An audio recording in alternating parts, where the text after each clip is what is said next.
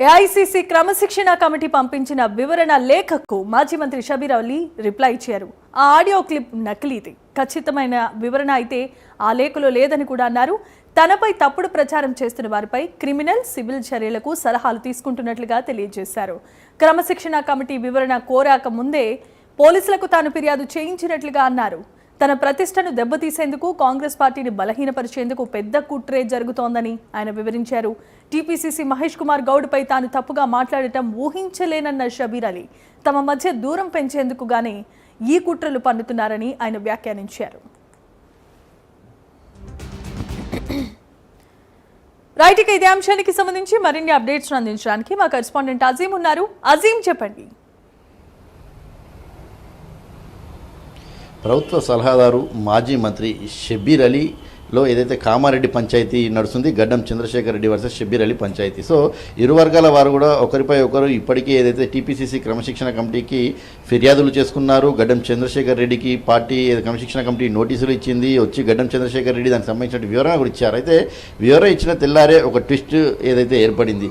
గతంలో షబీర్ అలీ మాట్లాడినటువంటి ఒక ఆడియో ఏదైతే ఉందో అది లీక్ అయింది. ఆ ఆడియోలో ఏదైతే పీసీసీ చీఫ్, పార్టీ అలాగే మహిళల పట్ల షబీర్ అలీ చేసినటువంటి కామెంట్స్ ఏవైతే ఉన్నాయో అది వివాదాస్పదంగా మారాయి. సో నిన్న పీసీసీ చీఫ్ చిట్చాట్ చేస్తూ కూడా మాట్లాడుతూ కూడా ఎవరైనా సరే రాజకీయ ప్రతినిధులు మాట్లాడేటప్పుడు మహిళల పట్ల ఆచితూచి మాట్లాడాల్సి ఉంటుంది. ఖచ్చితంగా ఏదైతే మహిళల పట్ల ఉపయోగించే పదజాలాలు ఏవైతే ఉన్నాయో కూడా చూసుకొని మాట్లాడాలని చెప్పి కూడా చెప్పారు. సో షబీర్ అలీకి షోకాజ్ నోటీస్ ఇస్తామని కూడా చెప్పారు. సో నిన్న సాయంత్రం గాంధీ భవన్లో క్రమశిక్షణ కమిటీ చైర్మన్ మల్లు రవి అలాగే సభ్యులు శ్యామ్మోహన్ అందరూ కూడా కూర్చొని షబీర్ అలీకి క్లారిఫికేషన్కి సంబంధించినటువంటి నోటీస్ ఒకటి జారీ చేశారు. అంటే కొన్ని ప్రధాన ఛానళ్లలో ఏదైతే వార్తలు వస్తున్నాయో సో ఈ వార్తల ఆధారంగా మీ పైన ఏదైతే కొన్ని అసభ్యకరమైన వ్యాఖ్యలు, వివాదమైన వ్యాఖ్యలు చేశారు. సో దీనికి సంబంధించినటువంటి వివరణ ఇవ్వాలి, క్లారిఫికేషన్ ఇవ్వాలని చెప్పి షబీర్ అలీకి నిన్న క్రమశిక్షణ కమిటీ నోటీసులు ఇవ్వడం జరిగింది. సో ఈ నోటీసులకు షబీర్ అలీ ఈరోజు ఏదైతే స్పందిస్తూ ఏదైతే దానికి సంబంధించినటువంటి క్లారిఫికేషన్ లెటర్ కూడా విడుదల చేయడం కూడా జరిగింది. ఇట్లా చాలా క్లారిటీగా షబీర్ అలీ చెప్తున్నది ఒకటే, ఏదైతే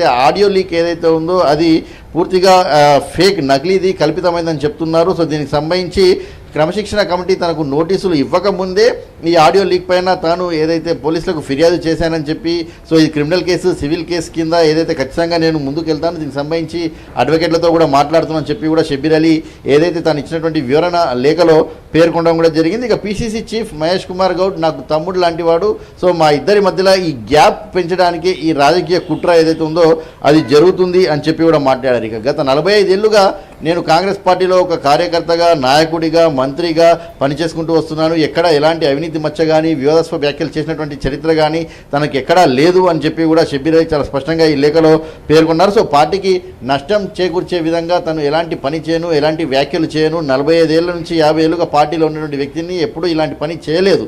సో ఇవన్నీ కూడా ఏదైతే రాజకీయంగా నా పైన కుట్ర జరుగుతుంది, సో నాపై జరుగుతున్న దుష్ప్రచారాలు, దాని వెనుకున్న రాజకీయ నేపథ్యాన్ని కూడా గమనించాలని చెప్పి కూడా ఏదైతే పీసీసీ క్రమశిక్షణ కమిటీ ఇచ్చిన నోటీసు సంబంధించిన వివరణ లేఖలో షబీర్ అలీ ఇవన్నీ కూడా పొందుపరచడం జరిగింది. సో ప్రధానంగా ఆడియో అనేది కల్పితమైంది, అది నకిలీది. సో దానికి సంబంధించి ఇప్పటికే ఫిర్యాదు చేయడం కూడా జరిగింది. దానిపైన క్రిమినల్, సివిల్ కేసుల కోసం అడ్వకేట్లో మాట్లాడుతున్నానని చెప్పారు. సో మహేష్ గౌడ్కి తనకు మధ్యలో ఉన్నటువంటి గ్యాప్ని పెంచేందుకే ఈ రాజకీయ కుట్ర జరుగుతుందని చెప్పి కూడా షబీర్ అలీ ఏదైతే నిన్న ఇచ్చినటువంటి క్లారిఫికేషన్ లేఖకు సంబంధించిన దాంట్లో వివరణ ఇవ్వడం జరిగింది. Jemimah, right, thanks for the updates Azeem.